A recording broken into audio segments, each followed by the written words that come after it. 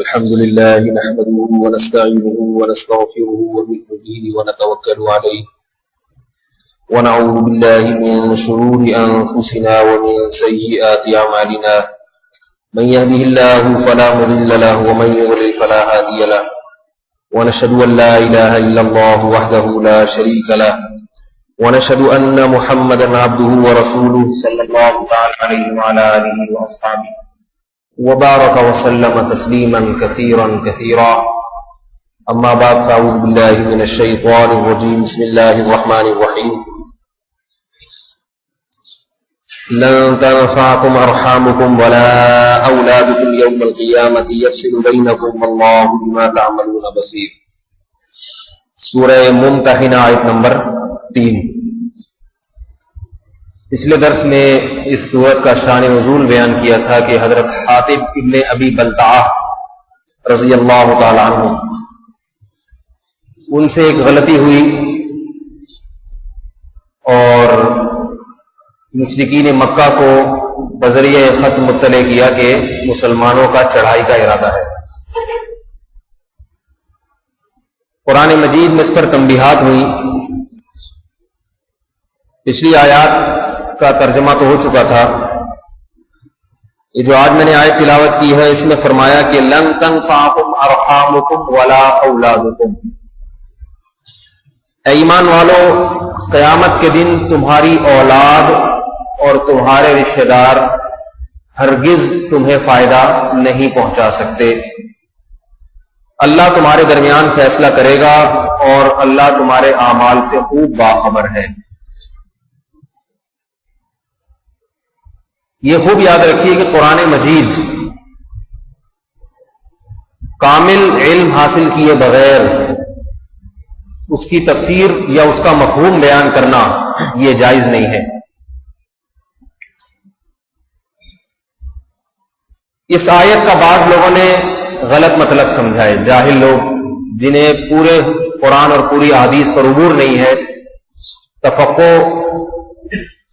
اور بصیرت اللہ نے انہیں عطا نہیں فرمائی، علمی بصیرت۔ بعض گمراہ فرقے ایسے ہیں جو قیامت کے دن سفارش جسے شفاعت کہا جاتا ہے اس کا انکار کرتے ہیں اور یہ آیت پیش کرتے ہیں کہ بھئی قیامت کے دن تو کوئی رشتہ دار اور اولاد کسی کے کام نہیں آئے گی، جبکہ آپ نے علماء سے سنا ہوگا کہ اپنی اولاد کو نیک بنانا چاہیے، یہ اولاد قیامت پہ کام آئے گی۔ رسول اللہ صلی اللہ علیہ وسلم قیامت میں شفاعت کریں گے، نیک لوگوں سے رشتہ داری، نیک لوگوں سے دوستی، یہ بھی قیامت کے دن کام آئے گی۔ تو پھر ان آیات کا مطلب کیا ہے؟ یہاں تو اللہ فرما رہے کہ یہ رشتہ داری قیامت کے دن ذرا بھی کام نہیں آئے گی۔ تو دیکھیے آیت کے سیاق و سباق کو اگر دیکھا جائے، آیت کا مطلب یہ ہے کہ اللہ کو رشتہ داروں کو خوش کرنے کے لیے اگر تم نے اللہ کو ناراض کر دیا اور دنیا میں ان رشتہ داروں کو راضی کر دیا تو یہ فائدہ صرف دنیا کی حد تک ہے، آخرت میں یہ تمہارے کام نہیں آئے گی۔ آج لوگ اللہ کی ناراضی برداشت کر لیتے ہیں، شوہر بیوی کی ناراضگی کو برداشت نہیں کرتا، بیوی شوہر کی ناراضگی کو برداشت نہیں کرتی، اولاد ماں باپ کی ناراضگی کو برداشت نہیں کرتے، اور والدین اولاد کو راضی کرنے کے لیے اللہ کو راضی کر دیتے ہیں۔ اللہ سب سے بعد میں، باقی سب پہلے ہیں۔ تو اللہ فرماتے ہیں جن کو تم مقدم کر رہے ہو خدا کو سب سے پیچھے رکھا ہوا ہے، سب خوش ہو جائیں، آخر میں اللہ کی رضا مطلوب ہے۔ جبکہ صحابہ کرام کی عادت تھی، خصلت تھی کہ ساری دنیا ناراض ہو جائے، اللہ ناراض نہ ہو، باقی سب اللہ کی رضا کے بعد۔ اولاد والدین کو خوش رکھے، راضی کرنا ضروری ہے، مگر اللہ کی رضا کے بعد۔ بیوی اس وقت تک جنت میں داخل نہیں ہو سکتی جب تک اس کا شوہر اس سے راضی نہ ہو، مگر اللہ کی رضا کے بعد۔ شوہر اس وقت تک جنت میں داخل نہیں ہو سکتا جب تک بیوی کے حقوق ادا نہ کرے، مگر اللہ کے حقوق کے بعد۔ والدین اپنی اولاد کے حقوق جب تک ادا نہیں کریں گے جنت میں داخل نہیں ہو سکتے مگر یہ اللہ کے حقوق کے بعد. آپ اولاد کو ایسا حق دے رہے ہیں جس سے اللہ ناراض ہو رہا ہے. تو اللہ فرماتے ہیں یہ اولاد تمہارے قیامت کے دن کام نہیں آئے گی. اور اصل تو زندگی آخرت کی ہے. دنیا میں وقتی طور پہ کام آ جائے گی کہ ہمارے ابا اتنے اچھا خیال کرتے ہیں, اتنے اچھے ابا ہیں, جب کہو ٹی وی لا دو تو فوراً ٹی وی لا کے گھر میں رکھ دیا. ہمارے ابا نے, ہم نے کہا کہ بھائی کیبل لگوا دیں, ابا نے فوراً کیبل لگوا دی. اور ہم جو چاہے چینل اس میں دیکھیں, ابا کی پیشانی پہ کبھی شکن نہیں آتے. کتنے اچھے ابا ہیں. ممکن ہے دنیا میں فائدہ اٹھا لیں. وہ اولاد ممکن ہے آپ کی خدمت کرے کہ ہمارے ابا نے ہمیں فری ہینڈ دیا ہوا ہے, کبھی نہیں پوچھتے, ہمیں کھلا مکمل آزادی دی ہوئی ہے. اتنے پیارے ابا. ممکن ہے آپ کو بڑھاپے میں خدمت کرے آپ کی اولاد, لیکن اللہ فرما رہے ہیں یہ صرف دنیا کی حد تک ہے. قبر کے اندھیروں میں یہ تمہارے کام نہیں آئے گی. اللہ کہے گے بتاؤ کہاں ہے وہ جس کو تم اتنا خوش کر کے آئے ہو. یہی اولاد جس کو حرام کھلا کھلا کے, جس کی خاطر تم نے حرام کمایا ہے کہ میری اولاد مجھے بڑھاپے میں تانے نہ دے, یہی اولاد قیامت کے دن گریبان پکڑے گی. اور یہ بھی میں فرضی طور پہ کہہ رہا ہوں کہ اگر آپ اولاد کو خوش کرنے کے لیے اللہ کو ناراض کریں گے تو ممکن ہے آپ کی اولاد آپ سے خوش رہے. یہ فرضی باتیں ہیں. حقیقت میں وہ دنیا میں بھی آپ کو سکون نہیں دے گی. دنیا میں بھی وہی والدین پرسکون زندگی گزارتے ہیں جنہوں نے اپنی اولاد کو اللہ کا بندہ بنایا ہے. اگر اپنی اولاد کو اللہ کا فرما بردار نہیں بنایا تو یاد رکھیے جو خدا سے نہیں ڈرتا, جو خدا کے حقوق ادا نہیں کرتا, وہ کسی کے حقوق بھی ادا نہیں کر سکتا. پھر دیکھیں انسان جب بھی کسی کا حق ادا کرتا ہے نا, دو وجہ سے, یا تو محبت ہوتی ہے یا خوف ہوتا ہے. محبت ہوگی یا خوف. محبت انسان کو اطاعت پر مجبور کرتی ہے اور کسی کا ڈر اور خوف انسان کو اطاعت پر مجبور کرتا ہے. جو آدمی اللہ سے نہیں ڈرتا اور اللہ سے اسے محبت نہیں ہے تو مخلوق سے محبت, مخلوق سے ڈرتا تو ہے نہیں. بیوی سے کون ڈرے گا؟ کوئی مرد ہے جو بیوی سے ڈرتا ہو؟ میں لطیفوں میں تو کہتا رہتا ہوں ڈرتے, مگر ڈرتا ورتا کوئی نہیں ہے. صحیح ہے. اس حد تک ڈرتے ہیں کہ بس گھر نہ اجڑ جائے. باقی آج ہمیں معلوم ہے مردوں کے حالات. کون ہے جو اپنے گھر کی بیوی کے حقوق, دیکھو جب کسی عورت سے شادی ہو گئی تو اس کا حق یہ بھی ہے کہ جب آپ باقاعدہ معاہدہ کر کے اس کو گھر میں لے کر آئے ہیں تو کسی اور عورت سے ناجائز تعلقات نہ رکھیں, نہ فون پر باتیں کریں, نہ اس کو میسج بھیجیں. آج کتنے نوجوان, شادی شدہ نوجوان ہیں جو اس سے بچتے ہیں. کتنے نوجوان ہیں شادی کر لی مگر گرل فرینڈز پھر بھی رکھی ہوئی ہے. تو یہ بیوی کو دھوکہ کیوں دے رہے ہو؟ پھر شادی کا لیبل تو اس سے لگایا ہوا ہے اور گپیں جو ہے نا اور فون پہ باتیں کسی اور عورت سے ہو رہی ہے. یہ دھوکہ اور خیانت ہے یا نہیں ہے؟ مگر اس خیانت سے کون بچے گا؟ جو اللہ سے ڈرتا ہو. جو اللہ سے نہیں ڈرتا پوری ایڑی چوٹی کا زور لگا لیں, وہ اس خیانت سے نہیں بچ سکتا. اللہ کا خوف بچائے گا انسان کو, ورنہ کیسے بچے گا؟ بیوی سے ڈرے گا تو زیادہ سے زیادہ بیوی کے سامنے احتیاط کر لے گا. مگر آپ بتاؤ مرد صبح سے لے کے رات تک گھر سے باہر ہوتا ہے, کیا عورت وہاں پہ اس کی نگرانی کر رہی ہوتی ہے اس کی بیوی کہ یہ کہاں جا رہا ہے, کس سے باتیں کر رہا ہے؟ یہاں تو اللہ کا خوف ہے جو آپ کو روکے گا. اللہ کا خوف نہیں ہے کوئی نہیں رکتا. پھر تو یاد رکھیے جس میں اللہ کا خوف نہ ہے, بڑھاپے میں والدین بوڑھے ہو جاتے ہیں, اولاد کے دل میں والدین کا خوف نکل جاتا ہے. بچہ تو ابا کی بات مانتا ہے ڈر اور خوف کی وجہ سے. جب باپ بوڑھا ہو گیا تو اب ڈر, اور وہ بیچارہ تو خود اس کا محتاج ہے کہ آپ اس کی خدمت کریں. ڈر اور خوف ختم. اب یہاں جس کے دل میں اللہ کی محبت, اللہ کا خوف ہوگا, وہ تو بوڑھے والد کی خدمت کرے گا. بوڑھے والد کی الٹی سیدھی کڑوی کسیلی باتوں کو برداشت کرے گا. کہے گا اگر میں نے اس کے سامنے بد کلامی کی, یہ مجھ سے انتقام نہیں لے سکتے, مگر خالق کائنات مجھ سے انتقام لے گا. تو یاد رکھیں جب تک اللہ کا خوف انسان کے دل میں نہیں ہے.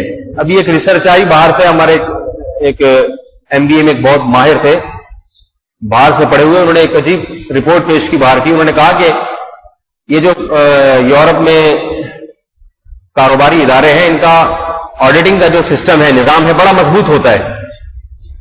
جو نظام ہوتا ہے نا ان کا بہت مضبوط، ہمارے یہاں کی طرح نہیں ہے، لیکن اس کے باوجود کروڑوں روپے کی دھاندلیاں ہوتی ہیں. تو وہ حیران ہے کہ وہاں بہت ساری کمپنیاں برباد ہو گئی ان دھاندلیوں کی وجہ سے. بتایا گاڑیوں کا ایک بہترین شو روم تھا، مجھے کمپنی کا نام یاد نہیں ہے، وہ اس کو اتنا لاس ہوا کہ اس کمپنی کا دیوالیہ نکل گیا اور برباد ہو گئی بالکل. جب تحقیقات کی تو پتہ یہ چلا کہ آڈٹ کرنے والا وہ دو قسم کے جو ہے نا حسابات تیار کر رہا تھا.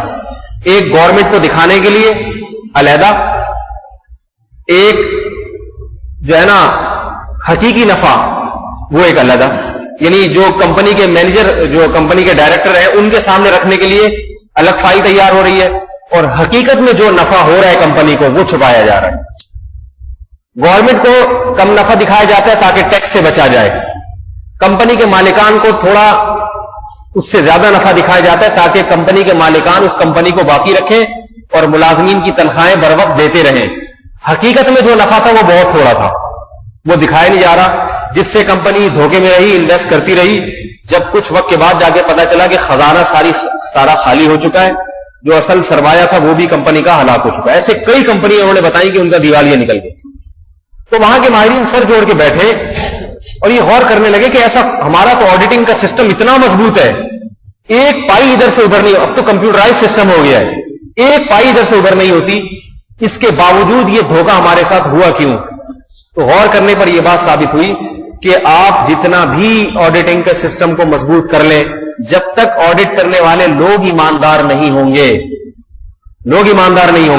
وہ جھوٹ فراڈ سے کام لیں گے، اس وقت تک آپ اس نظام کو صحیح مرتب کر ہی نہیں سکتے. اب لوگ ایماندار کہاں سے لے کر آئیں؟ سوال پیدا ہو. دیکھیں جو آڈٹ کر رہا ہے وہ تو کچھ بھی لکھ کے دے رہا ہے نا، حکومت تو اسی کی رپورٹ دیکھے گی، وہی غلط رپورٹ بنا کے دے رہا ہے. اس کی آپ کو ایک مثال دوں. ایک شخص نے مجھ سے سوال کیا کہ شریعت میں زنا کی حد ہے 4 گواہ. اگر ایک آدمی اپنی زوجہ پر خدا نخواستہ الزام لگاتا ہے کہ یہ بچہ میرا نہیں ہے، ولد الزنا ہے، تو شریعت کیا کہتی ہے؟ 4 گواہ پیش کرو، یا پھر 4 قسمیں اٹھاؤ. لعان کی مشہور ہے، وہ ابھی میں ایک فقہ کا مسئلہ ہے، ابھی اس کی تفصیل میں نہیں جاتا.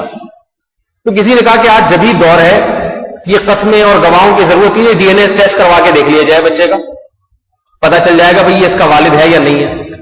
تو یہ اتنی لمبی چوڑی تفصیل میں 4 گواہ اور قسمیں اور لعان، ان کی کیا ضرورت ہے؟ تو میں نے کہا ڈی این اے ٹیسٹ کا شریعت میں اعتبار نہیں ہے. تو وہ بفر گئے کہ یہ مولوی لوگ سائنسی تحقیقات سے فائدہ نہیں اٹھاتے. صحیح ہے نا، ڈی این اے ٹیسٹ کا شریعت میں اعتبار نہیں ہے.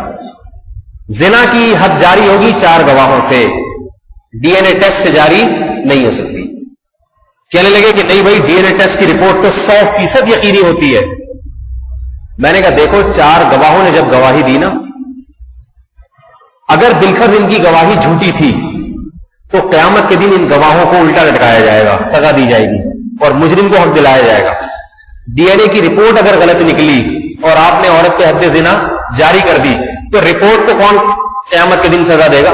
نہ دنیا میں نہ قیامت میں. نہیں آئی سمجھے بات؟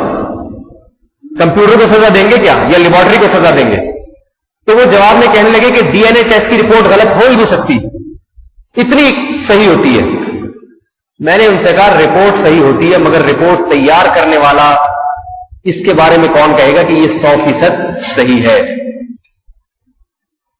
وہ تو دھاندلی کر سکتا ہے نا، پیسے کھلا کے غلط رپورٹ بنا سکتا ہے.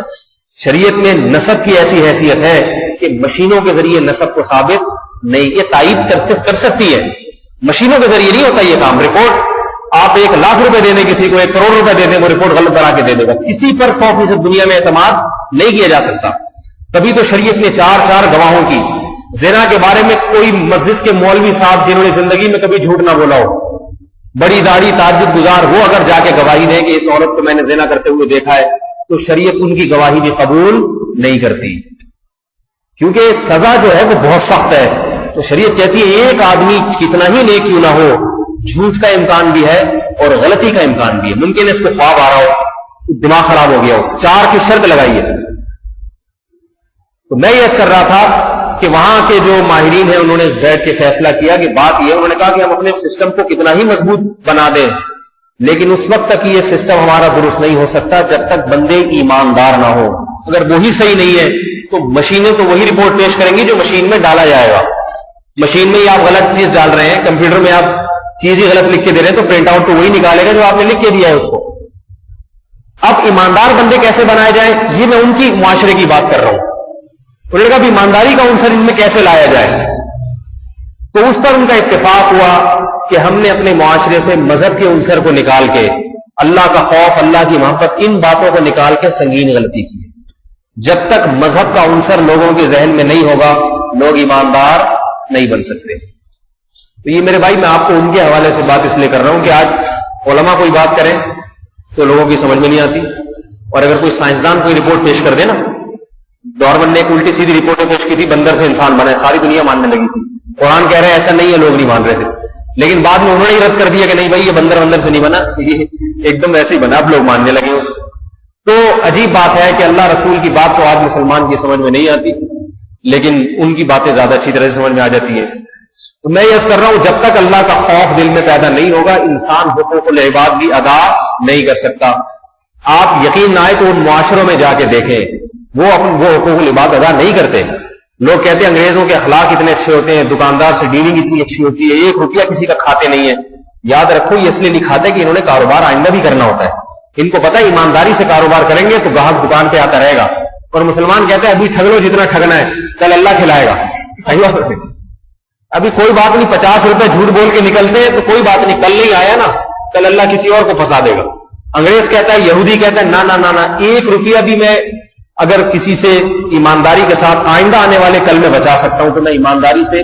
آپ دیکھیں کہ یہ بڑے اچھے اخلاق سے بات کریں گے, بہت خوش اخلاق آپ کو نظر آئیں گے یہ, لیکن یہ ساری دنیا کے لیے ہے. دیکھو مسلمان ان سے آج بھی اخلاق میں اچھا ہے, یہ میں بتا دوں. میرے سامنے جب کوئی کہتا ہے نا انگریز اخلاق کے بہت اچھے ہوتے ہیں, میں کہتا ہوں خدا کی قسم دنیا میں اس سے بڑا جھوٹ کوئی نہیں ہے. کیسے اچھے ہو سکتے ہیں اخلاق؟ تو مسلمان جو اللہ اس کے رسول پر ایمان لاتا ہے سب سے پہلے تو اس کے اخلاق اچھے ہونے چاہیے. یہ ممکن نہیں ہے کہ ایک آدمی کافر ہو اور اخلاق سے مسلمانوں میں اچھا ہو. بات یہ کہ بعض چیزیں نظر کچھ اور آتی ہیں, حقائق میں کچھ اور ہوتی ہیں. اخلاق ایک دکھانے کے ہوتے ہیں, ایک وہ اخلاق ہوتے ہیں جن کا تعلق دل سے ہے. مسلمان گاہک کے ساتھ بد اخلاق ہوتا ہے, باپ اور ماں کے ساتھ بد اخلاق نہیں ہوتا. اگر آپ کے اخلاق اچھے ہیں تو سب سے پہلے کس سے اچھے ہونے چاہیے؟ وہ بتاؤ میرے بھائی, سب سے اچھا سلوک کس سے ہونا چاہیے؟ یہ سوال نبی علیہ السلام سے پوچھا گیا. ایک صحابی آئے, صحیح بخاری کی حدیث, عرض کیا یا رسول اللہ, حدیث کا مفہوم بتا رہا ہوں, میں اچھے اخلاق والا بننا چاہتا ہوں, میں چاہتا ہوں لوگوں سے اچھی طرح سے بات چیت کیا کروں, غصہ نہ کروں. یہی ہوتا ہے نا اچھے اخلاق, ہر بات پہ تھینک یو, اور جیسے انگریز کرتے ہیں مسکرانا ہر بات پہ تھینک یو ویری مچ وغیرہ وغیرہ. مجھے تو اتنی اصطلاحات آتی بھی نہیں ہے. ہر بات پہ لوگ کہتے ہیں انگریز ہر بات پہ تھینک یو کہتے ہیں, پلیز ہر بات پہ لگا دیتے ہیں. کوئی بھی بات ہوگی غصے والی بھی پلیز کہہ کے کہیں گے وہ, اور اتنے اچھے ہوتے ہیں. صحابی نے پوچھا یا رسول اللہ میں اچھا بننا چاہوں اور اچھے اخلاق کا مظاہرہ کرنا چاہوں تو من احق الناس بحسن خلقی, سب سے اچھے اخلاق کا مظاہرہ کس کے سامنے کروں میں؟ سب سے اچھے اخلاق کا مستحق کون ہے؟ آپ صلی اللہ علیہ وسلم نے فرمایا امک, تمہاری ماں. سب سے اچھے اخلاق کس کے سامنے ہونے چاہیے؟ بولو بھائی, ماں کے سامنے.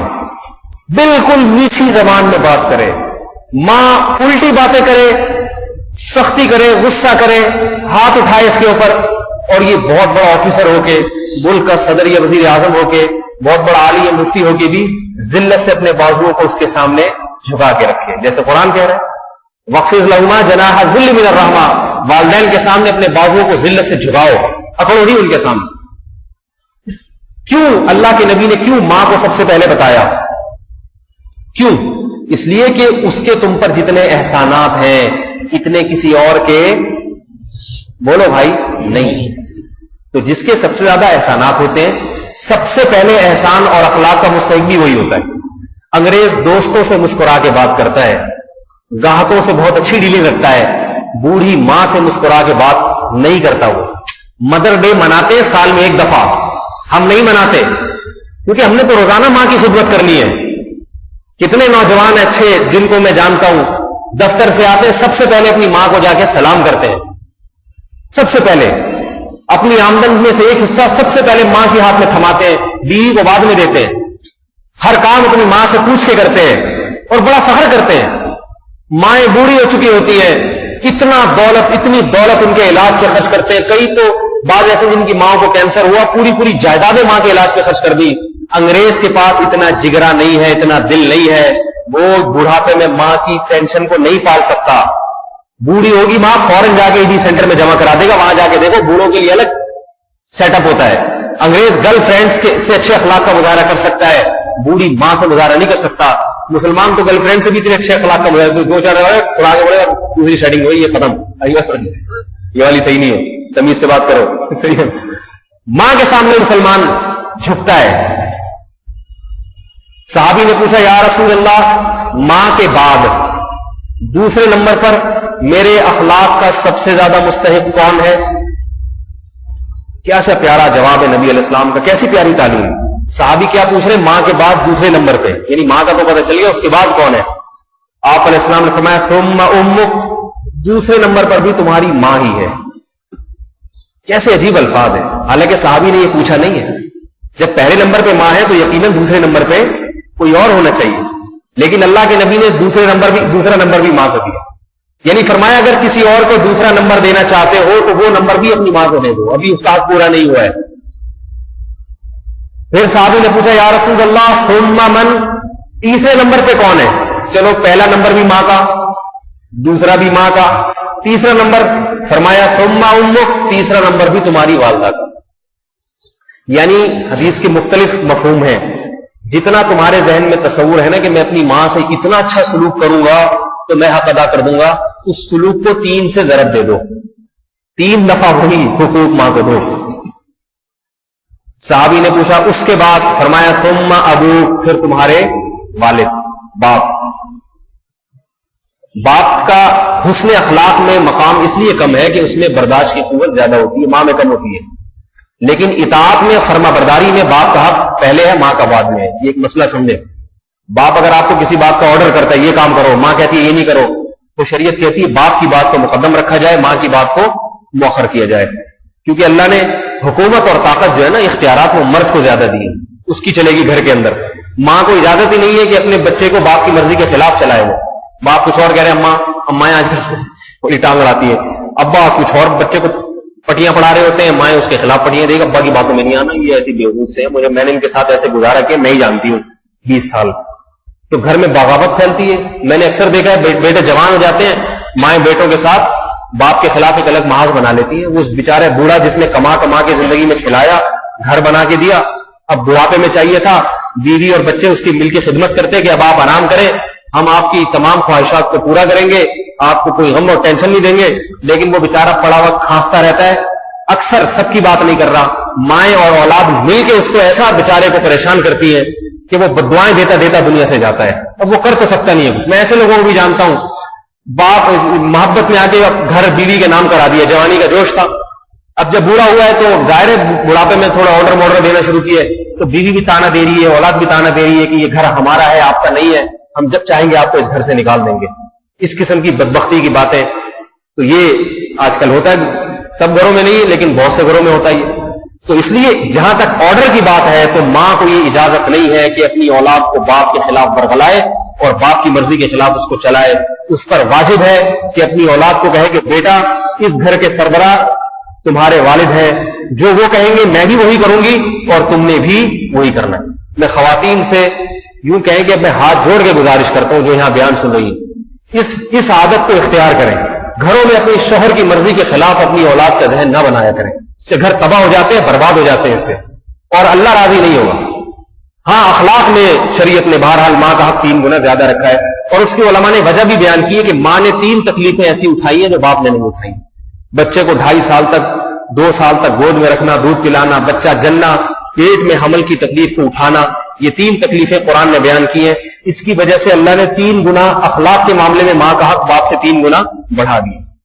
تو میں یہ عرض کر رہا تھا کہ دیکھو ان کے دلوں میں چونکہ اللہ کا خوف نہیں ہے، لہذا وہ بوڑھے باپ کی برداشت نہیں، وہ کر ہی نہیں سکتے برداشت، ان کے دلوں میں اللہ کا خوف نہیں ہے۔ بوڑھی ماں کی خدمت پہ ان کو نہیں پتا کیا ثواب ملے گا، اور خدمت نہیں کی تو کیا گناہ ملے گا۔ ED سینٹر میں جمع کرا دیتے ہیں. ہم گاہک کے ساتھ تو بد اخلاقی کرتے ہیں. لوگ کہتے ہیں یہ عرب کے بارے میں بڑا مشہور ہے کہ گاہکوں سے دکاندار بڑی بد اخلاقی کرتے ہیں. گویا کہ وہ کہے گا یہ دکھا دو, وہ کہے گا دیکھ لو, آپ کہیں گے دوبارہ دکھا دو, شف باوے چل. لوگ کہتے ہیں عرب بڑے بدتمیز ہوتے ہیں, بد اخلاق ہوتے ہیں, لیکن خدا کی قسم عربوں کو جا کے دیکھو, اپنے باپ اور ماں کی جو خدمت عرب آج بھی کرتے ہیں عیاشیوں کے باوجود, وہ ہم اور آپ نہیں کرتے. اتنی خدمت کرتے ہیں بوڑھی ماں کی عرب آج بھی, اتنی خدمت کرتے ہیں. ایک جوان عرب کا واقعہ میں نے سنا, حالانکہ دنیا دار آدمی تھا, اس کی ماں نے ٹھکائی لگا دی اس کی کھینچ کے پکڑ کے, کچھ نہیں کہا, ہنس رہا ہے, مسکرا رہا ہے. ہمارے یہاں کو یہ ماں ٹھکائی لگا دے تو مسکرا رہا ہو سامنے سے. بد اخلاقی کرتے ہیں. تو بعض دفعہ اخلاق میرے بھائی نظر کچھ اور آتے ہیں اور حقیقت میں کچھ اور ہوتے ہیں. ہم دیکھو اتنے نالائق ہو کے بھی بیویوں کی جس طرح ہم محبت کرتے ہیں نا مسلمان, اور حقوق ادا کرتے ہیں, انگریز ادا نہیں کرتا. یہ کیا بات ہے گاہک دکاندار سے اچھے اخلاق سے بات کر رہے ہو. میرے ایک رشتے دار جاپان گئے, کہہ رہے میں جاپانیوں کی بڑی تعریف کیا کرتا تھا, جاپانی بہت اچھے ہوتے ہیں, بڑی ملک اور قوم کی خدمت کرتے ہیں اور وقت برباد نہیں کرتے. مجھے جاپان دیکھنے کا بڑا شوق تھا. کہہ رہے میں جاپان کچھ وقت رہنے کے بعد آیا تو میں نے کہا ان سے زیادہ بیوقوف احمق دنیا میں کوئی نہیں ہے اور گدھا دنیا میں کوئی نہیں ہے زیادہ. کہہ رہے میں نے دیکھا کم وقت شادی کرنے کے بعد بیوی کو ٹائم ہی نہیں دیتے, نائٹ کلب میں جاتے ہیں رات کو. بیوی کچھ دن انتظار کرتی ہے کہ شوہر میرا آئے گا, شادی کی ہے اس نے, تو تھوڑی دیر دیکھا نہیں آتی تو وہ بھی پھر بالآخر نائٹ کلب چلی جاتی. تو جو آدمی بیوی کو محبت دینے کے لیے تیار نہیں ہے, جو اپنا سب کچھ چھوڑ کے آپ کے گھر میں آئی ہے, تو وہ میرے بھائی وہ خوش اخلاق نہیں ہو سکتا. وہ صرف ہاتھی کے دانت دکھانے کے ہیں, یہ کھانے کے نہیں. ہمارے ہاں کا گرے سے گرا آدمی بھی بیوی کی کیسی ٹینشنیں برداشت کرتا ہے. بیمار ہو جائے تو علاج میں لگا رہتا ہے, جائیدادیں بک جاتی ہیں. بعضوں کی بیویاں نفسیاتی پاگل ہیں, پھر بھی طلاق نہیں دیتے, رکھتے ہیں کہ چلو جو میرا مقدر ہے بھائی اصل میں, پالتے رہتے ہیں, بد اخلاقیاں برداشت کرتے ہیں. بہت کم طلاق کا ریشو ہمارے معاشرے میں, وہاں بہت زیادہ ریشو ہے. تو یہ کیوں ہے؟ اس لیے کہ ہمارے اخلاق ان کے اخلاق سے یقیناً اچھے ہیں. ہم گاہکوں کے ساتھ کیونکہ ہمارے دل میں دنیا کی محبت نہیں ہے, گاہک کو گھیرنے کی اتنی فکر نہیں کرتے ہم. اب تو وہ بھی ہو گئی ہے, اب صدر میں چلے جاؤ, جانے نہیں دیتے, دور دور. ہاں مولوی صاحب, صوفی صاحب, ادھر آؤ بھائی, جس نے دکان کپڑا خریدنا ہوگا آ جائے گا تیرے پاس, لیکن وہاں سے کھینچ کھینچ کے بلا کے لائے گا, ادھر آؤ. یہ بھی کنجوس ہونے کی علامت ہوتی ہے. آپ کا کام ہے دکان کھول کے بیٹھ جاؤ, اشتہارات دے دو اس کے بعد کوئی آ گیا نہیں آئے تو بولو اللہ کھلانے والا ہے. یہ نہیں کہ کھینچ کھینچ کے پکڑ پڑ گھسیٹ کے, ہاں باجی, ہاں اما جی, کھینچ کھینچ کے بلا رہے ہیں اس کو. آتے اتنے ہی جتنے مقدر میں نے دیکھا ہے. بعض لوگ استغنا کے ساتھ دکان کھول کے بیٹھتے ہیں, لائن لگی ہوتی ہے گاہکوں کی, اور بعض کھینچ کھینچ کے وظیفے, تعویذ, گنڈے پڑھوا لیے, لاگے قرآن خوانیاں بھی کروا لی, اور پتہ نہیں کیا کچھ کروا لیا. اللہ گاہک کو بیچتے ہی نہیں. آتا ہے پوری دکان کھلوا کے کپڑا دیکھ کے کہتا ہے پسند نہیں آیا, چلا جاتا ہے. تو استغنا کے ساتھ انسان کو رہنا چاہیے. یہ بد اخلاقی نہ کرے, لیکن ایسے چاپلوسی بھی نہیں کرنی چاہیے. تو میں یہ کر رہا تھا کہ اللہ کا خوف اور اللہ کی محبت دل میں ہوتی ہے تو انسان ان حقوق کو ادا کرتا ہے. تو آپ اگر اپنی اولاد کی تربیت نہیں کریں گے, اولاد کو خوش کرنے کے لیے اللہ کو ناراض کر دیں گے, تو یاد رکھو یہ دنیا میں بھی پھر اولاد آپ کو خوش نہیں رکھے گی. اس کے دل میں چونکہ اللہ کی عظمت اور جلال ختم ہو چکا ہوگا. اولاد دیکھتی ہے میرے والدین اللہ کے نافرمان ہیں, وہ کیبل پہ معلوم نہیں کیا کچھ دیکھتے ہیں, وہ اپنی خواہشات کے پیچھے پڑے رہتے ہیں, تو اور میری خاطر اپنے رب کو ناراض کر دیتے ہیں. تو وہ کہتے ہیں جب ہمارے باپ نے اپنی خاطر اپنے رب کو ناراض کیا تو ہم بھی اپنے رب کی مان کے نہیں چلیں گے, اور بڑھاپے میں پھر وہ والدین کا ساتھ چھوڑ جاتے ہیں. اکثر بے دین گھرانوں میں نے دیکھا ہے, دولت مند گھرانوں میں دیکھا ہے, بے دین گھرانوں میں دیکھا ہے, اتنی اذیت کے ساتھ والدین بڑھاپا گزارتے ہیں, اولاد بالکل ساتھ نہیں دیتی, بالکل اولاد والدین کا خیال نہیں کرتی. ہاتھ اٹھائیں تو جوان بیٹا آج ماں باپ کے ہاتھ اٹھانے لگا, یہ تو اللہ کے قہر کو دعوت دینے والی بات. اس کا تو ہم نے تصور کبھی نہیں کرتے تھے کہ بیٹا اپنے باپ پہ کیسے ہاتھ اٹھا لے گا. اس کے واقعات سننے میں آتے ہیں تو ڈر لگتا ہے کوئی چھت جو ہے نہ گر جائے اور زمین نہ پھٹ جائے. یہ اتنا سخت عذاب کی بات ہے کہ بیٹا اپنے باپ پہ ہاتھ اٹھانے کا تصور بھی کرے. ہم نے اپنے بچپن میں, ہمیں معلوم ہے, چرسی شرابی موالی قسم کے لوگوں میں بھی یہ جرت نہیں ہوتی تھی. زانی اور شرابی لوگ بھی یہ سوچ نہیں سکتے تھے کہ اپنے باپ پہ ہاتھ اٹھائیں. لوگ تانے دیتے تھے کہ یہ تو وہ بدبخت آدمی ہے جو اپنے باپ پہ ہاتھ اٹھاتا ہے, وہ معاشرے میں کسی کام کا نہیں رہتا تھا. آج فیشن بن چکا ہے فلمیں اور ڈرامے دیکھ دیکھ کے. اس لیے میرے بھائی یہ ایک بدبختی کی باتیں ہیں. تو اپنی اولاد کو دین پہ چلائیں گے, اللہ کا خوف اس کے دل میں بٹھائیں گے, اپنی اولاد کو یہ باور کرائیں کہ دیکھو بیٹا, میں اگر خدا کی مرضی کے خلاف تمہیں کسی بات کا حکم دوں تو میری ایک نہ سننا اور میری بات کو اٹھا کے دیوار پہ دے مارنا. شوہر اپنی بیوی کو بتا دے کہ تم مجھے خوش رکھو, مگر جہاں تم یہ سمجھتی ہو کہ میں کسی ایسی بات کا تمہیں حکم دے رہا ہوں جس میں اللہ کی نافرمانی ہے, تو قطعاً میری اس بات کو نہ ماننا، اور مجھ سے بھی یہ توقع نہ رکھنا کہ میں ایسی بات ایسا کام کروں گا تمہیں خوش کرنے کے لیے جس سے اللہ ناراض ہو جاتا، یہ بھول جاؤ۔ کیوں؟ قیامت کے دن اللہ فرما رہے یہ رشتہ داری ایک دوسرے کے کام نہیں آئے گی، دنیا میں محبتیں آخرت میں کام نہیں آئیں گی۔ اسی بات کو قرآن نے دوسرے مقام پہ بیان فرمایا ہے۔ ابراہیم علیہ السلام نے اپنی قوم کو جب بت پرستی سے روکا تو قوم کی سمجھ میں تو باتیں آتی تھیں کہ یہ تو لنجے اور پتھر کے بنے ہوئے بت ہماری کیا بگڑی بنائیں گے، لیکن چونکہ باپ بھی مشرک اور بیٹا بھی مشرک، بیوی بھی مشرک، شوہر بھی مشرک، اب ایک گھر میں ایک آدمی اگر شرک سے توبہ کرے تو خاندان کے دوسرے افراد ناراض ہوتے تھے۔ ابراہیم علیہ السلام یہ چیز بھانپ گئے، دیکھا کہ بھئی یہ لوگ بات ان کی سمجھ میں تو آتی ہے مگر خاندانی روایات رکاوٹ بن جاتی ہے، خاندان آڑے آ جاتا ہے۔ آج بھی کئی غیر مسلم ہیں، میں جانتا ہوں مسلمان ہونا چاہتے ہیں مگر کہتے ہیں ہم خاندان کے ہاتھوں مجبور ہیں، خاندان بائیکاٹ کر دے گا۔ خاندانی بائیکاٹ سے بچنے کے لیے یہ نہیں کر سکتے ہم۔ ابراہیم علیہ السلام نے دیکھا کہ بات ان کی سمجھ میں آ رہی ہے مگر رشتہ داروں سے ڈرتے ہیں اور رشتہ داروں کو راضی کرنے کے لیے ان گناہوں میں ملوث ہیں۔ تو ابراہیم علیہ السلام نے کیا فرمایا؟ انما اتخذتم من دون اللہ اوثانا مودۃ بینکم فی الحیاۃ الدنیا ثم یکفر بعضکم ببعض ویلعن بعضکم بعضا۔ فرمایا میری قوم آج تم ایک دوسرے کو خوش کرنے کے لیے، رشتہ داری کو جوڑنے کے لیے شرک کر رہے ہو، لیکن یاد رکھو یہی رشتہ دار قیامت کے دن تم سے برات کا اعلان کریں گے اور تم ایک دوسرے پر لعنت بھیج رہے ہوگے۔ یہ محبت دائمی نہیں ہے، تمہاری یہ دوستی دائمی نہیں ہے۔ قرآن کیا کہتا ہے؟ الاخلاء یومئذ بعضهم لبعض عدو۔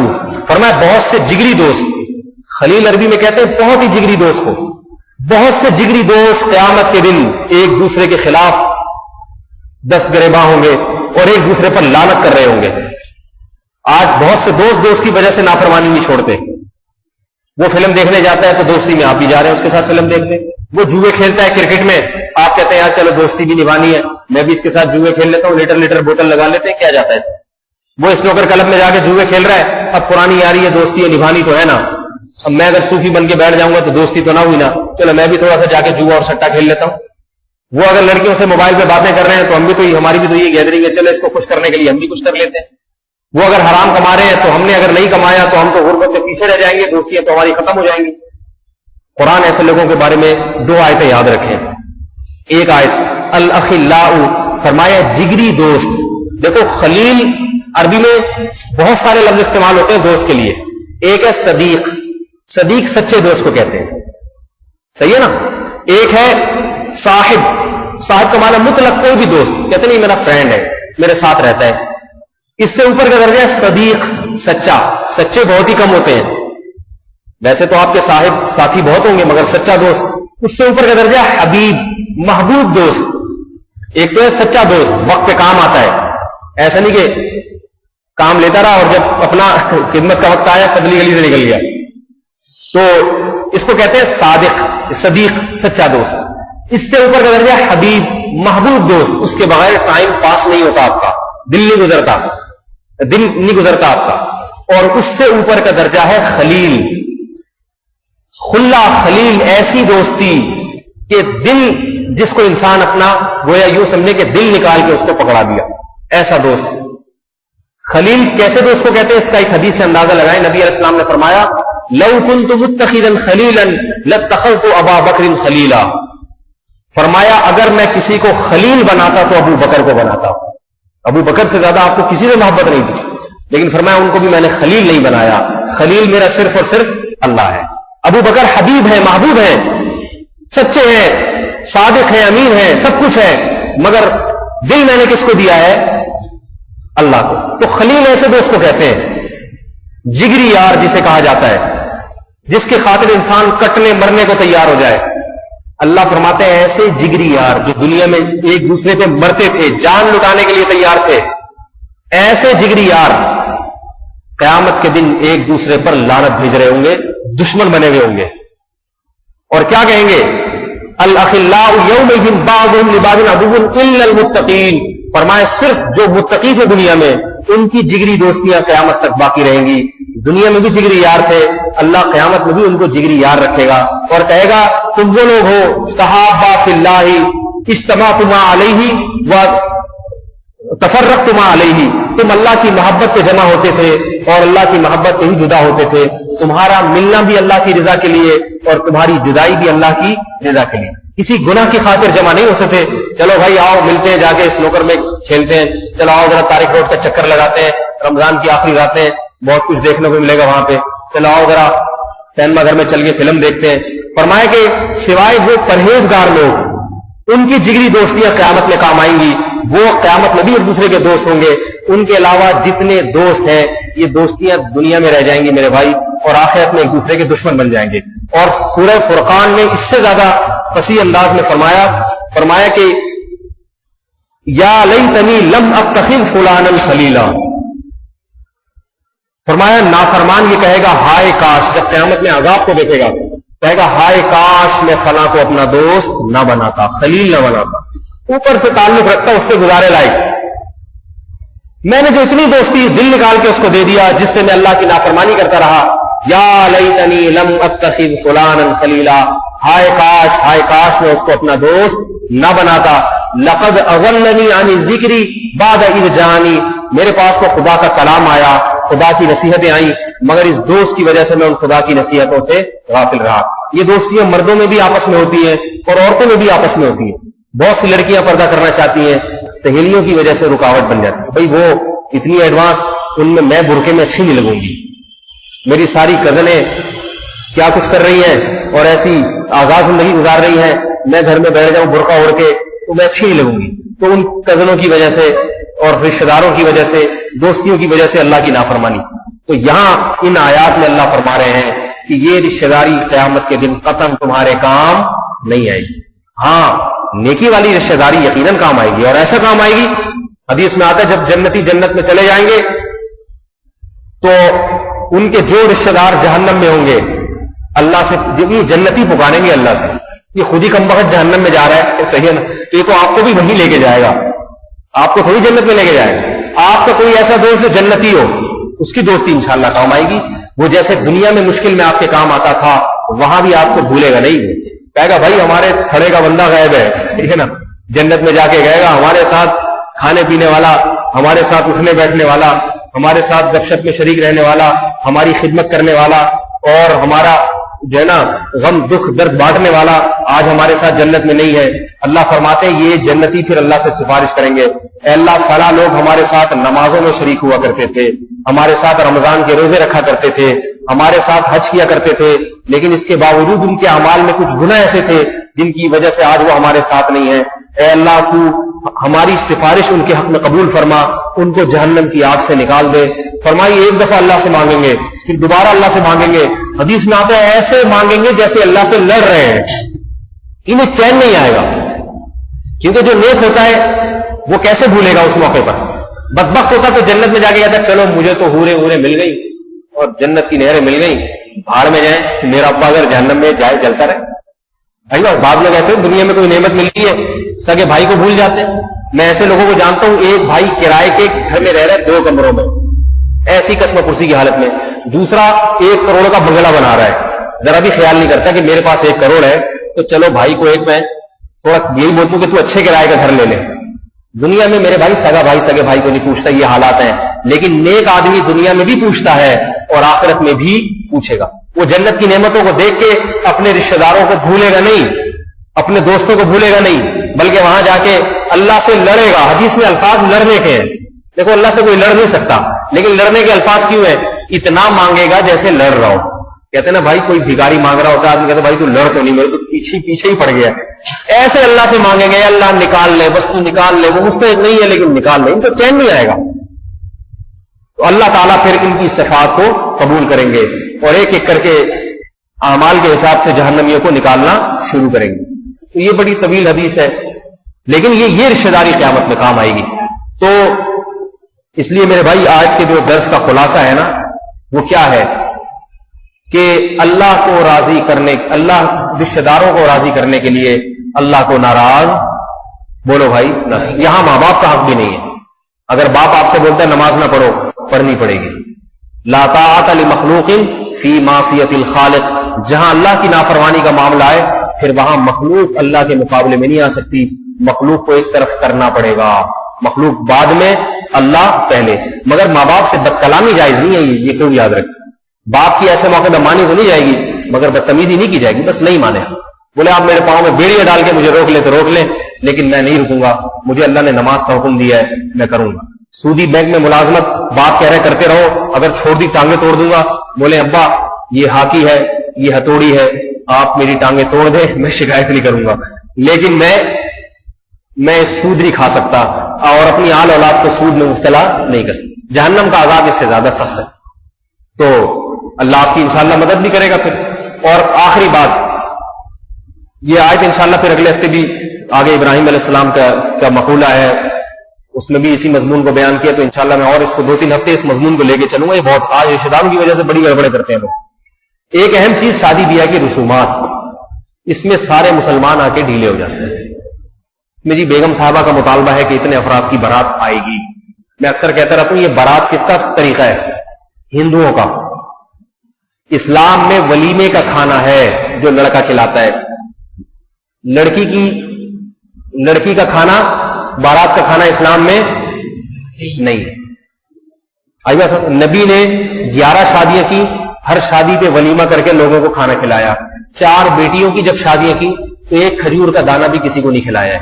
آئیے سننے، یہ بتانے کے لیے کہ کھلاتا لڑکا ہے، لڑکے والے کھلائیں گے، لڑکی والوں پر کوئی خرچہ، نہ جہیز کا خرچہ ہوگا اور نہ کھلائی پلائی کا خرچہ ہوگا، نہ بارات آئے گی، مسجد میں نکاح ہوگا، لڑکے والوں کی طرف سے 2-4 افراد آ کے دلہن کو، 2-4 عورتیں آ کے دلہن کو لے جائیں گی۔ اس دوران اگر کوئی بیٹھ کے کھا لے تو کوئی پابندی نہیں ہے، نہ اللہ کی طرف سے نہ گورنمنٹ کی طرف سے۔ آئیے سن، لیکن یہ مہمان جو تھوڑے سے آئے نا دیکھیے یہ فرما رہے کہ رشتہ داروں کو تو بلانا پڑے گا نا، رشتہ داروں کو تو بلانا پڑے گا۔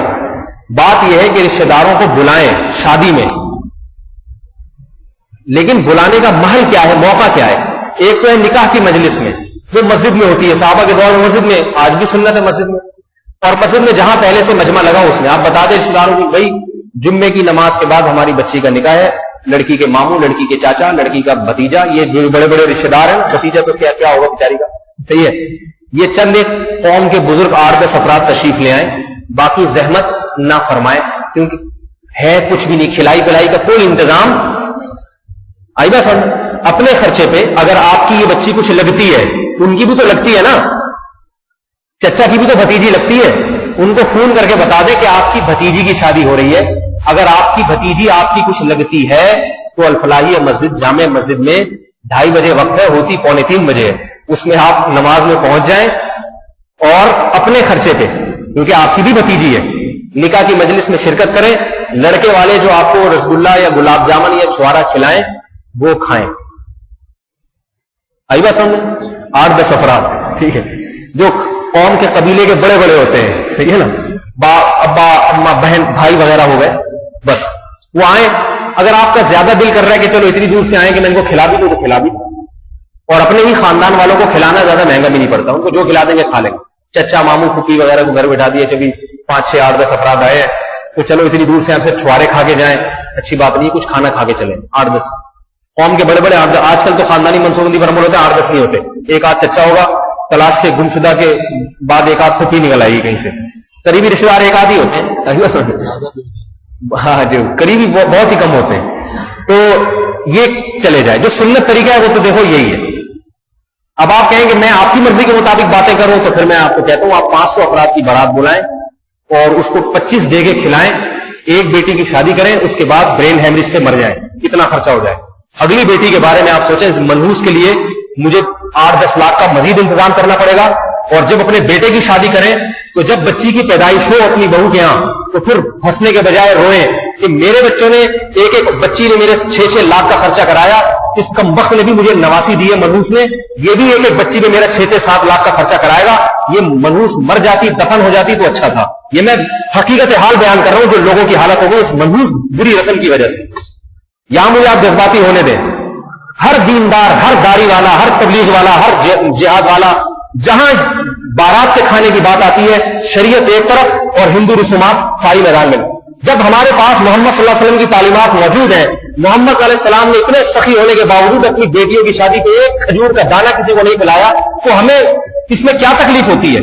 اگر کوئی ہمیں کنجوسی کا تانا دیتا ہے کہ بیٹی کی شادی کی اور بیٹی کو کچھ بھی نہیں کھلایا، تو بولے بھائی میری بیٹی ہے، میں تیرے کہنے سے نہیں کھلا سکتا، دے دے تانا، تو کیا چلا جاتا ہے اس میں؟ بولے ٹھیک ہے جب میں اپنے بیٹے کی شادی کروں گا تو میں انشاءاللہ خرچہ کر کے دکھاؤں گا۔ اس میں کیا تکلیف ہوتی ہے؟ کیوں پیٹ میں مروڑ ہوتا ہے؟ یا تو میرے بھائی ہندو بن جاؤ یا مسلمان بن جاؤ، درمیانہ دین نہیں ہے اسلام، آدھے تیتر آدھے بٹیر۔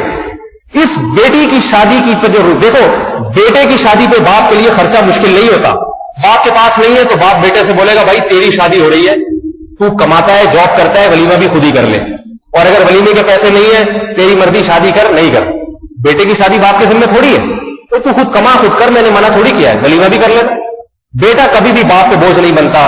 بیٹی تو میرے بھائی نہ کما سکتی ہے، اور کمائی کی بھی تو ساری آمدن اپنے سسرال کے پیٹ میں جائے گی، اس پہ خرچوں کا مکلف بنانا، اس کے باپ پہ خرچوں کا بوجھ ڈالنا تو بدترین رسم ہے۔ اس سے تو بیٹیوں کی پیدائش بوجھ بننے کے سوا کچھ بھی حاصل نہیں ہوگا۔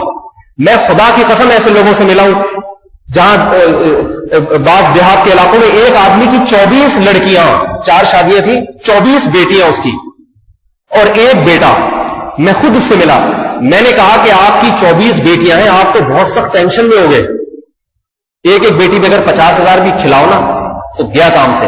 اس نے کہا خدا کی قسم پریشان نہیں ہوں، کیونکہ ہمارے ہاں بیٹی کی شادی پہ ایک ڈھیلا بھی خرچ نہیں ہوتا، سارا لڑکا خرچ کرتا ہے۔ کہہ رہے ہیں جو میری بیٹیوں کے لیے جو نکاح کا پیغام بھیجیں گے نا، یہ سارا خرچہ وہ کریں گے، میں نہیں کروں گا۔ کہہ رہے مجھے غم ہے تو اپنے اس بیٹے کا غم ہے، بیٹیوں کا کوئی غم نہیں ہے۔ ہمارے یہاں 24 بیٹیاں ہوں گے تو 3 بچیاں کسی کے ہو جائے نا مر جاتا ہے وہ، کوئی خوش نہیں ہو رہا بیٹ۔ میں ایک دفعہ اسپتال میں بیٹھا ہوا اپنی اہلیہ کو لے کر گیا تو میں نے عجیب منظر دیکھا، میں باہر بیٹھا ہوا ہوں، یہ الخدمت ہاسپٹل آپ نے دیکھا ہوگا ناظم آباد، پچھلے سال کی بات ہے، میں بیٹھا ہوں بینچ پہ، میں نے دیکھا کہ کچھ عورتیں اور مرد بیٹھے ہوئے رو رہے ہیں، تو نرس نے آ کے کچھ بتایا تو رو رہے ہیں۔ میں نے کہا شاید کسی کا انتقال ہو گیا یا کوئی فالج ہو گیا، اللہ خیر کرے۔ باہر ہم نے کہا یا اللہ اگر انتقال ہو گیا تو فاتحہ قبول فرما ہماری طرف سے، اگر مریض ہے تو شفا کاملہ۔ تھوڑی دیر پتا چلا کہ ان کے ہاں بیٹی کی ولادت ہوئی ہے، نرس نے آ کے خبر دی ہے کہ بیٹی ہوئی ہے، تو ساری ساسیں، نندیں اور وہ منحوس شوہر وہ بھی بیٹھا ہوا رو رہا ہے، جس کے اطلاع ملی کہ تمہاری بیوی کے بچے کی ولادت ہوئی ہے۔ یہ ہندو معاشرے کی پیروی کی وجہ سے ہمارا یہ حال ہوا ہے۔ چھوڑ دو میرے بھائی یہ برات کی رسومات، دیکھو ان درس سے، قرآن کا درس ہو، حدیث کا درس ہو، اگر عمل کی توفیق نہیں مل رہی تو یہ صرف جنرل نالج کی چیزیں ہیں۔ یہ قرآن خدا کی قسم ہم سے زیادہ ابو جہل جانتا تھا، یہ بتا دوں آپ کو میں۔ مرزا غلام احمد قادیانی ملعون اس قرآن کا بڑا عالم تھا۔ علم سے اللہ کے ہاں قبولیت نہیں ہوتی، تھوڑا علم ہو، عمل کی توفیق مل رہی ہو تو اس پہ قبولیت ہوتی ہے۔ یہاں جتنے نوجوان بیٹھے ہیں جن کی شادی نہیں ہوئی، اعلان کریں ہم برات کا بائیکاٹ کریں گے، سمجھ آ رہی ہے نا بات؟ لڑکی کے والدین کو کھلے لفظ میں بتا دیں گے کہ ہم یہ ہندو معاشرے کی پیروی نہیں کریں گے، 100 200 آدمی بسیں بھر کے لے کر آ رہے ہیں، آپ نے شادی کرنی ہے آپ کر دیں، ہم شام کے وقت دلہن کی رخصتی کے لیے 3-4 افراد آ جائیں گے، باقی آپ نے اپنے جن رشتے داروں کو شادی میں شریک کرنا ہے ان کی لسٹ ہمیں دے دیں، کل فلانے ہال میں ولیمہ ہے وہاں پہنچ جائیں، وہ ہم ان کو کھلانے پلانے کا انتظام ہمارے ذمہ، لڑکی والے علیحدہ سے کھلا رہے ہیں، لڑکے والے علیحدہ سے کھلا رہے ہیں، یہ 2 کھلائیے ایک موقع پر، یہ کیا ہے؟ صحیح ہے، شادی کے موقع پر کھانا ہے، اچھی چیز ہے، خوشی کی بات ہے، تو لڑکے والے کھلا دینا، بس ہو گیا، وہ ختم ہو گئی بات۔ یہ غلط رسومات ہیں، ان کا بائیکاٹ کرنا پڑے گا۔ اور میری چھوٹی ہمشیرہ کا نکاح تھا، اس وقت میں خود کنوارا چھڑا چھاٹ تھا، 2 بہنوں کا نکاح تھا قریب میں، تو بعض لوگ آ رہے ہیں بھائی کوئی ضرورت ہو تو ہمیں بھی بتائیے۔ ہمارے والد صاحب کا انتقال ہو چکا تھا 2-3 سال پہلے، تو بعض لوگوں کو خیال ہے پتہ نہیں بہنوں کو جہیز دینے کے پیسے بھی ان کے پاس ہیں یا نہیں۔ مجھے بڑا غصہ آیا، میں نے کہا ہمارے پاس اللہ کا شکر ہے بہت کچھ ہے مگر ہم دیں گے نہیں۔ انہوں نے کہا کیوں؟ میں نے کہا ہم آپ کے مشورے سے نہیں دیں گے، ہماری بہنیں ساری زندگی ان کی کفالت انشاءاللہ ہم ہی کریں گے۔ خدا نخواستہ ان کو سسرال اچھا نہیں ملتا، اگر سسرال ان کی ذمہ داریاں پوری کر رہا ہے تو بہت اچھی بات ہے، وہ تو سسرال کی ذمہ داریاں نہیں کر رہا تو ہم ہیں زندگی بھر کے انشاءاللہ کریں گے، لیکن آپ کے کہنے سے ڈبل بیڈ دے دیں، آپ کے مشورے سے الماری دے دیں، یہ بے شرمی کی آپ ہم سے توقع نہیں رکھیے گا، آئی بات سمجھیں۔ اور آپ کو ہمارے معاملات میں ٹانگ اڑانے کی اجازت نہیں۔ لوگ آ کے بڑا ٹارچر کرتے ہیں کہ تم نے اپنی بہن کو جہیز دیا کیا ہے، کتنے صوفے دیے، کتنے جوڑے دیے، بولو بھائی آپ کے مشورے سے نہیں دیں گے، بس زندگی پڑی ہوئی ہے. ویسے وقتی طور پر تو 2-2 لاکھ کا جہیز 6-6 لاکھ کا جہیز دے لیں گے, اس کے بعد پھر کبھی پوچھتے بھی نہیں. طلاق ہو کے آ جائے گی. میرے پاس اسی مسجد میں اسی ہفتے 2-3 افراد آ چکے ہیں. ایک صاحب کہنے لگے بہن کو طلاق ہوئی ہے, کوئی بھائی گھر میں رکھنے کے لیے تیار نہیں ہے, حالانکہ کھاتے پیتے ہیں سب, کیونکہ 2 بچے بھی ہیں بہن کے ساتھ. تو کہنے کون یہ ٹینشن پالے, بولے الگ کرایہ کر لو, جاب کرو. کیسی بے شرمی کی بات ہے, اپنی بہن کو, سگی بہن کو جاب کا حکم دے رہا ہے. بھائی ہے تو رکھنا اس کو, 2 بچے ہیں, بہن کو لا کے پالو گھر میں, اس کو شیئر کرو اپنے ساتھ, اللہ تمہاری آمدن میں برکت دے گا. لیکن اس وقت نہیں رکھتے. وقتی طور پہ دنیا کو دکھانے کے لیے ڈبل بیڈ بھی جا رہا ہے, الماری بھی جا رہی ہے, ٹی وی بھی جا رہا ہے, اور واشنگ مشین, سارا جہیز جو ہے نا قارون کا خزانہ. اور وہ ایسا بے شرم داماد وہاں بہنوں ہی بیٹھا ہوا ہوتا ہے, وہ پہلی رات بیگم کے بستر کے سوتا ہے. اس کمبخت کو یہ توفیق نہیں ملتی کہ میں دلہن اپنے گھر لے کر آیا ہوں, تو بستر تو اوائڈ کر دیتا خود اپنے پیسوں سے. تکیہ بھی اس کمبخت کے پاس سسرال سے چل کے آیا ہوتا ہے. کسی کے گھر جا کے بیٹھے صوفے پہ, گھر اس کا ہوگا مگر صوفے بیگم صاحبہ لے کر آئی ہوں گی اپنے ساتھ. اپنے دوستوں کو بٹھانے کے لیے صوفے تو اپنے پیسوں سے خرید لیتا. اللہ تو قرآن میں کیا فرما رہے ہیں کہ ہم نے مرد کو عورت پر حاکم بنایا ہے, کیونکہ یہ اپنا مال خرچ کرتے ہیں. اللہ تعالیٰ بھی تعجب کرتے ہوں گے کہ ہم نے تو اس لیے حاکم بنایا کہ اپنا مال خرچ کرے گا. یہ کم بہت کھاتا بھی اسی کی پلیٹوں میں, ڈنر سیٹ جو جہیز میں ملا تھا, اور بیٹھتا بھی اسی کے گدوں پہ ہے. جو چادر اور لحاف اوڑھ کے رضائی سوڑتا ہے وہ رضائیاں بھی جہیز میں ملی ہوتی ہیں اس کو. ایسا سمجھے, جن واشنگ مشین میں کپڑے دھل رہے ہیں وہ مشینیں بھی بیگم. اور اب تو ترقی مزید ہو گئی ہے, اب تو کمواتے بھی بیگم سے ہیں.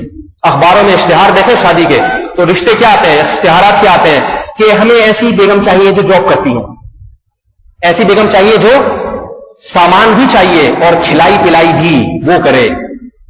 میرے پاس خود ایسی عورتوں کے فون آئے ہیں. ایسی گلشن اقبال میں خاتون اس قدر پریشان ہے اپنی شوہر سے, خاندانی معاشرے میں شادی, خاندانی لوگوں میں شادی کی اور شادی کر کے پھنس گئی. ان لوگوں کی شرط تھی کہ بیوی ہمیں جاب والی چاہیے. میں نے اس عورت کو منع کیا, میں نے کہا آپ یہاں شادی نہ کریں, یہ کنجوس لوگ ہیں, ان کے دل میں مال کی محبت ہے, یہ آپ کو تنگ کریں گے. لیکن بال رشتے آج کل آتے نہیں ہیں, تو پھر شادی کر لی اس نے. کرنے کے بعد اس قدر پریشان, اس کا فون آیا میرے پاس کہ میرا شوہر جتنا پہلے کما رہا تھا نا, اب وہ بھی نہیں کماتا, سارا دن بستر پہ پڑا رہتا ہے. میں 25-30 ہزار جا کے کماتی ہوں اور سسرال کو 10 ہزار تو جیب خرچی دیتی ہوں. اس کے علاوہ راشن دال پانی الگ, ساسوں کو بھی پال رہی ہوں, دیوروں کو بھی میں اکیلی پال رہی ہوں. اور نہیں کروں تو طلاق کی دھمکی, اور طلاق کے بعد معاشرے میں عورت کا کیا اثر ہوتا ہے وہ پوچھتے ہی. تو میرے بھائی یہ بے شرمی کی باتیں ہیں. دنیا ادھر ہی کو جا رہی ہے. آپ ایک راستہ متعین کرو. یہ دور منافقت والا نہیں ہے, یا تو مکمل ادھر ہو جاؤ یا مکمل ادھر ہو جاؤ. درمیان میں چلتے رہو گے کسی کام کے نہیں رہو گے, نہ دنیا کے رہو گے نہ آخرت کے رہو گے. گھر میں جا کے بتا دو بھائی ہمارے پاس اسلام ہے, شریعت ہے, ہمیں جو شریعت کہتی ہے ہم شادی بھی اسی کے حساب سے کریں گے. شادی کر بھی تو اس لیے رہنے کہ شریعت کہہ رہی ہے, ورنہ انگریز تو یہ بھی نہیں کرتا, کہتا ٹینشن پالنے کی ضرورت کیا ہے. تو جب اللہ کے کہنے سے شادی کر رہے ہو تو طریقہ بھی وہی اختیار کر لو. میں کہتا ہوں خدا کی قسم شادی میں گانے بجانے کے رسومات اتنی بری نہیں ہے وہ بھی, مگر ان کا اتنا نقصان نہیں ہے جتنا یہ بارات کے کھانوں کا اور جہیز کی رسومات کا نقصان ہے. یہ زیادہ بڑا نقصان, یہ زیادہ بڑا گناہ ہے. بینڈ باجے ناچ گانے یہ بھی غلط ہے, لیکن یہ ہر دور سے ہوتے آ رہے ہیں. ہر دور میں بینڈ باجے ہوتے تھے شادیوں میں, غلط ہے لیکن ہر دور میں ہو رہے ہیں. خوشی کا موقع لوگوں کو بیگ لگانا بڑا مشکل کام ہو جاتا ہے, تھوڑا سا اچھلتے ہیں لوگ, ٹھڑک اپنی مٹاتے ہیں. لیکن اس گناہ کا اتنا نقصان نہیں ہے معاشرے میں. ایک رات کا ہوتا ہے, بینڈ ناچ لیے گانے بجانے کے لیے, ختم ہو گئی بات. لیکن یہ جو بارات کی رسومات ہیں اس سے بہت شدید نقصانات ہیں. آپ اگر واقعات میں آپ کو سنانا شروع کر دوں, واقعات کا ہر آدمی دیکھ رہا ہے. بتاؤ 4 سے 5 بیٹیاں ہو گئی تو 5 لاکھ کم سے کم تو گیا نا یہاں پہ. 5 لاکھ کمانا آسان تو نہیں ہے بھائی, آسان تو نہیں. اور ان 5 لاکھ کا کوئی فائدہ بھی نہیں. خرچ کیا, لوگ کھا پی کے نکل لیے, کچھ بھی وہ فائدہ. تو اس لیے بائیکاٹ کریں رسومات کا. اللہ تعالیٰ سمجھنے کی, عمل کرنے کی توفیق عطا فرمائے. سبحانک اللہم و بحمدک, اشہد ان لا الہ الا انت.